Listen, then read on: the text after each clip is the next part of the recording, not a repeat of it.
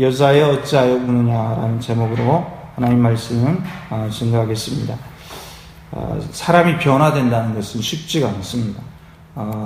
어떤 사람들은 어릴 때 어려운 가정 환경에서 자신이 출세하기 위해서 큰 변화를 이루기 위해서 열심히 공부를 합니다. 지식을 쌓는 거죠. 남들보다 더 전문적인 지식을 쌓아서 변화하려고 합니다. 그래서 그렇게 성공하는 분들이 있죠, 사회적으로.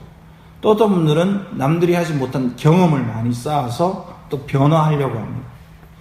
남들보다 더 나은 것을 얻기 위한 거죠. 그래서 외국에 가서 고생을 많이 하고, 이민 2세나 이민 3세나, 특별히 이민 2세가 더 그렇죠. 가서, 접시 닦기도 하고, 청소도 하고, 말도 통하지 않는데 가서 열심히, 경험을 쌓고, 그래서 말을 조금 이렇게 배우게 되고, 그래서 우리나라의 이민, 이제 하신 분들 1세나 2세를 보면, 이민 1세가 더 그렇죠. 가서 어렵게 세탁소를 운영하는데, 그래서 겨우 자리를 잡아서 2세들은 편하게 또 거기서 태어나서 공부를 하고 이렇게 하기도 합니다. 그런데 사람이 변화가 된다는 것은 쉽지가 않습니다. 사람이 변화가 된다. 이것은 정말로 쉽지가 않습니다. 그런데 우리는 변화되려면 우리는 우리의 관점에서 열심히 노력하고 뭔가를 열심히 성경도 열심히 읽고 이러는데 쉽게 변화가 되지 않습니다. 지식적인 어떤 것은 많이 쌓이는데 잘 변화가 되지 않습니다. 저는 이것을 신학교에서도 경험을 해봤습니다. 신학교에 와서도 어떤 전도사님은 어떤 외적인 어떤 변화를 추구하기 위해서는 지식적인 것을 많이 배우면 변화가 될 줄 알고 막 시도를 하는데 변화가 되지 않는 것을 봤습니다. 그래서 신학교에 와서도 대학원에 와서도 조금 하다가 이것을 이게 뭔가 가망성이 없구나. 그리고 포기하고 그래서 그냥 내가 이 신학의 길 목회자가 되는 것을 포기하고 가는 분들도 많이 봤습니다. 신학대학원 1학년 때 되면 그런 분들이 많거든요. 처음에 엄청난 기대감을 가지고 왔다가 신학 수업을 해보니까 뭔가 굉장히 내가 노력하면 될 건 줄 알고 무슨 비밀이라는 게 있을 줄 알고 왔다가 그것을 그냥 별거 없네? 그리고 포기해버리고 가시는 분들이 있어요. 그런 분들이 많이 나옵니다.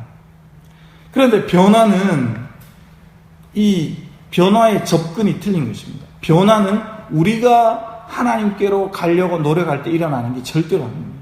변화는 하나님이 나한테 올 때 극적인 변화가 일어나는 것입니다. 여러분, 우리가 사도 바울을 보면 잘 알 수가 있어요.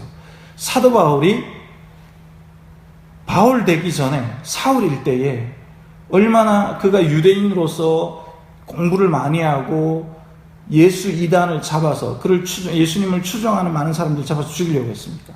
그건 뭐냐면 내가 공부도 많이 하고 내가 유대 사람들 가운데 많은 인정도 받고 대제사장의 도장을 받아가지고 잡아 죽이려고 할 때 절대로 변화가 없었습니다. 그러나 다메섹 도상에서 예수님이 그를 만나 주실 때에 그가 변화가 된 거예요.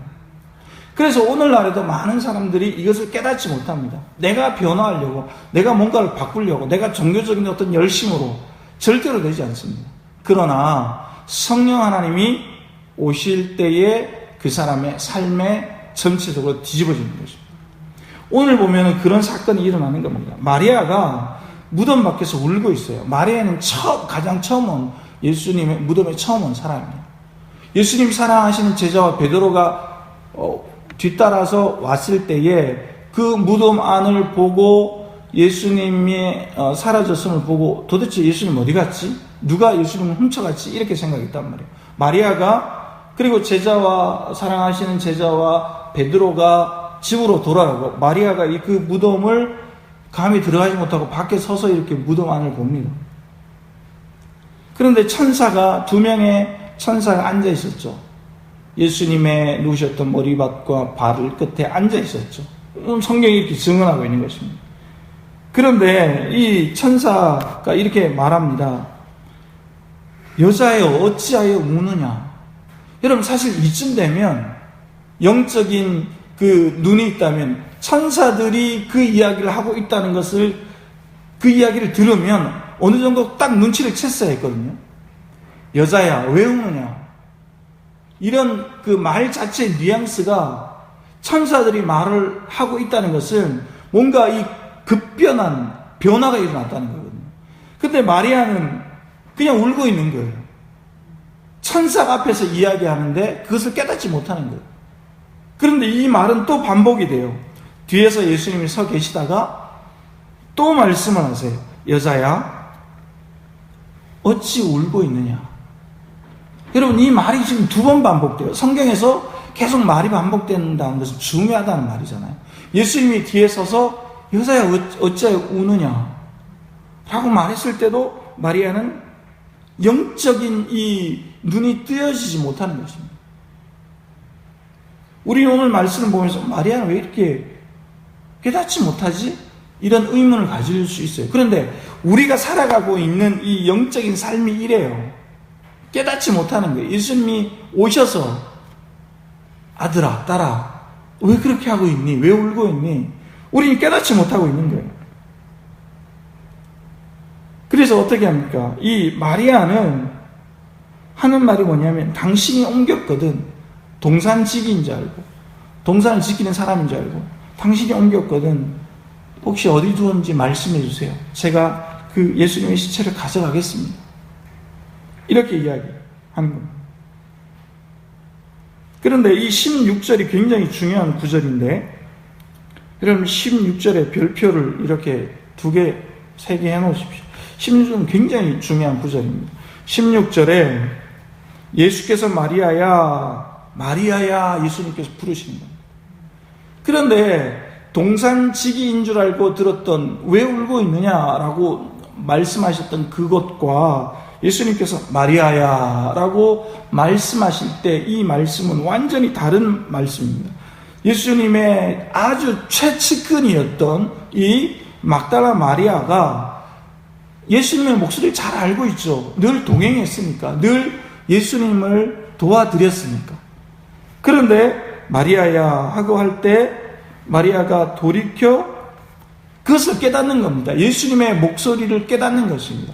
예수님이구나라는 것을 알게 되는 것입니다. 그래서 여기서 마리아가 돌이켜, 이 돌이켜라는 단어도 굉장히 중요합니다. 무슨 말이냐? 돌이켜라는 말은 것은 눈에 보이는 변화가 일어난 것보다 내적인 변화가 일어났다는 겁니다. 우리가 예수님을 인격적으로 만나면 내면적인 변화가 일어나는 거죠. 외적인 게 변화가 되는 게 아니죠. 내면적인 변화가 완전히 일어나가지고 내가 완전히 영적인 눈이 트여지는 겁니다. 예수님을 인격적으로 만나는 겁니다.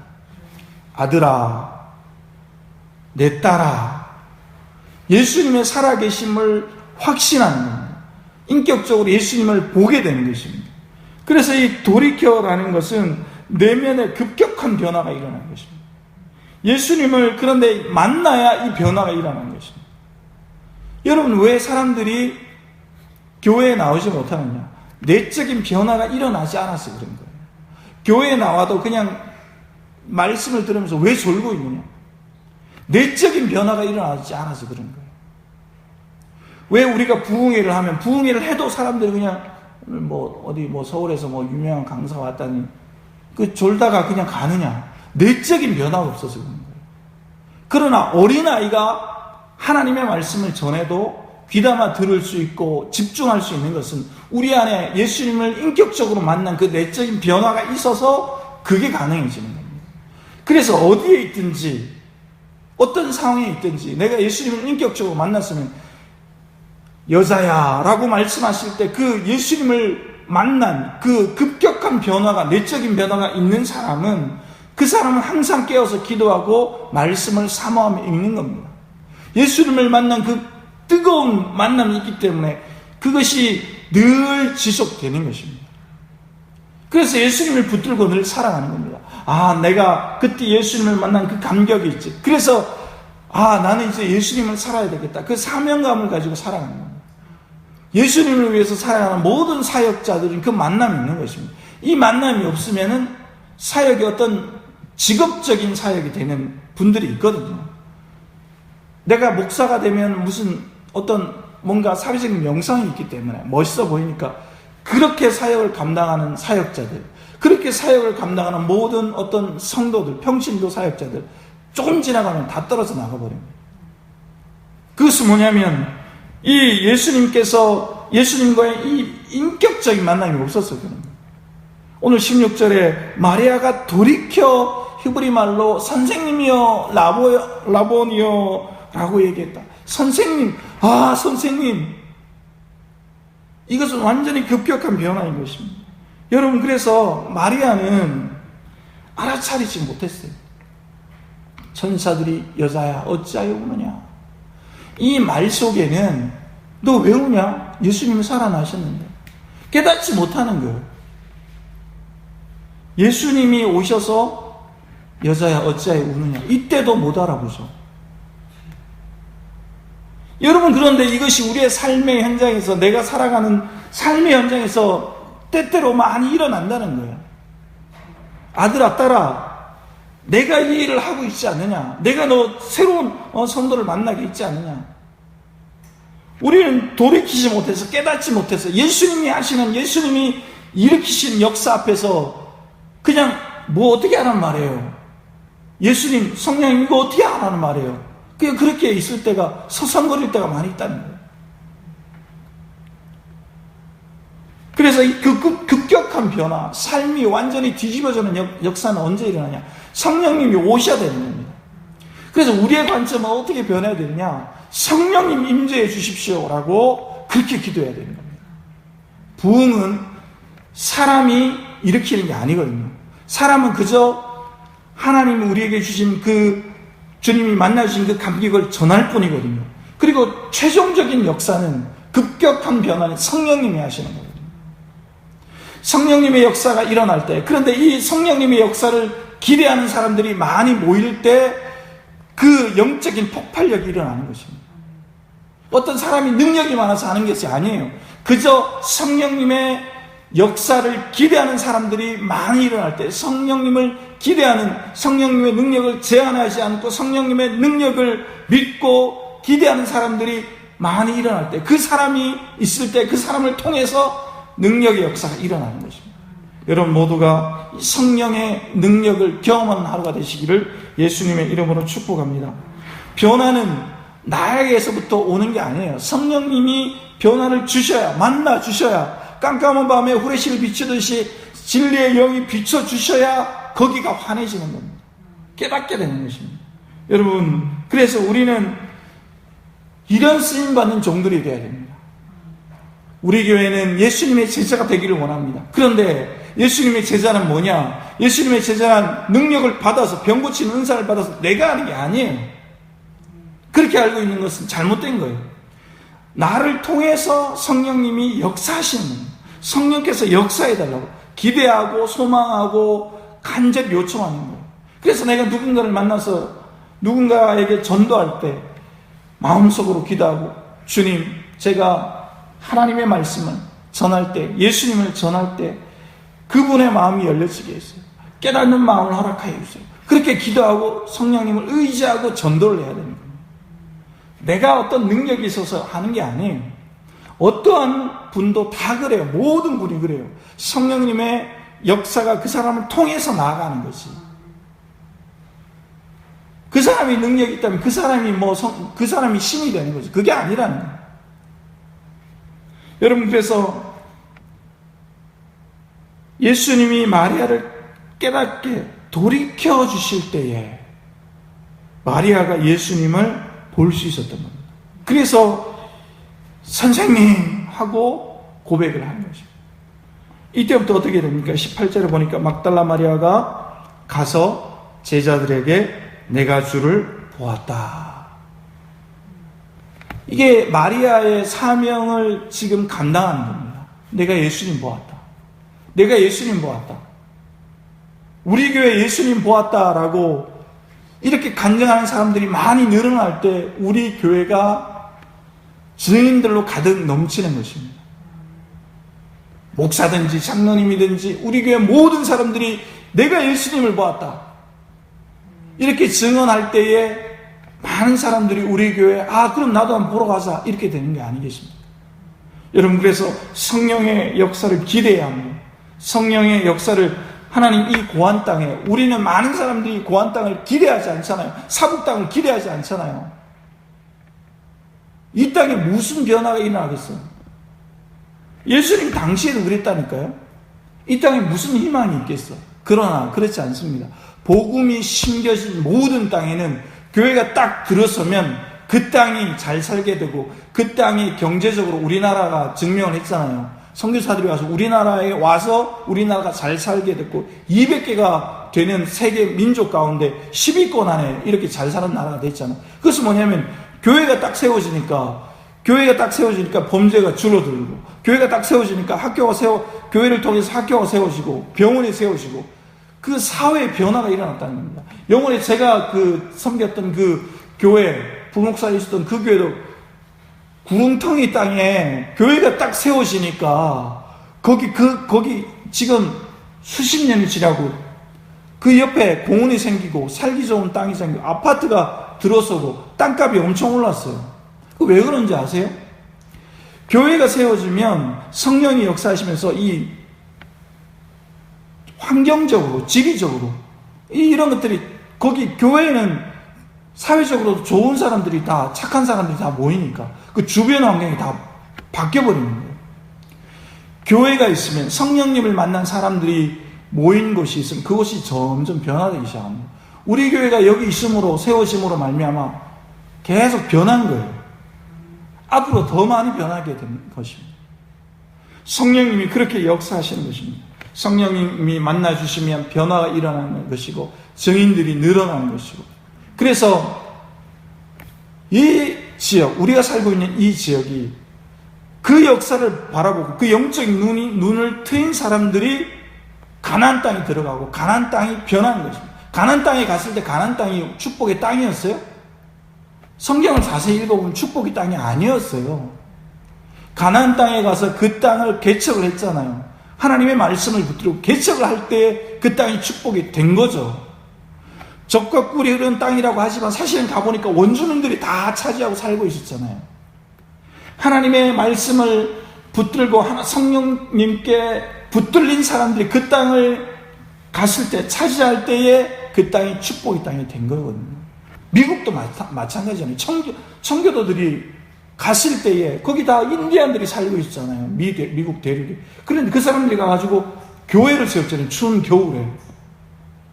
겨울에 교회를, 우리 집보다 교회를 먼저 세우겠다. 교회를 세우니까 원주민들이 그걸 주변에서 보고 있다가 어떤 일이 있었냐, 그걸 보고 있다가 저 머리 하얀 이방인들이 왔네. 그런데 굶어 죽게 생겼으니까 자신들이, 원주민들이 먹을 거 있는 거 그거 가져와서 도와주게 됩니다.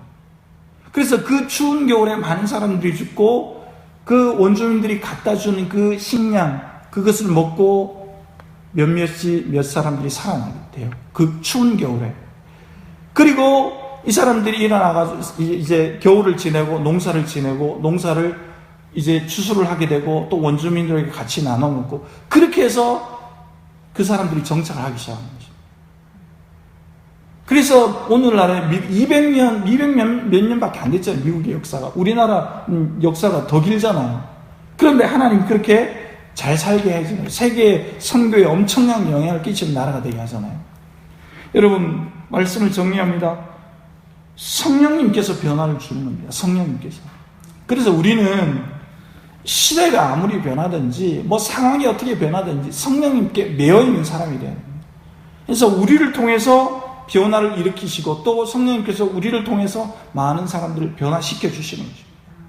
중요한 것은 성령님께서 만나주셔야 한다는 겁니다. 여러분, 오늘 하루 살아가실 때 성령님께서 우리를 통해서 변화를 일으키신다는 것을 믿으시고, 성령님과 뜨겁게 동행하시는 하루가 되시기를 예수님의 이름으로 축복합니다.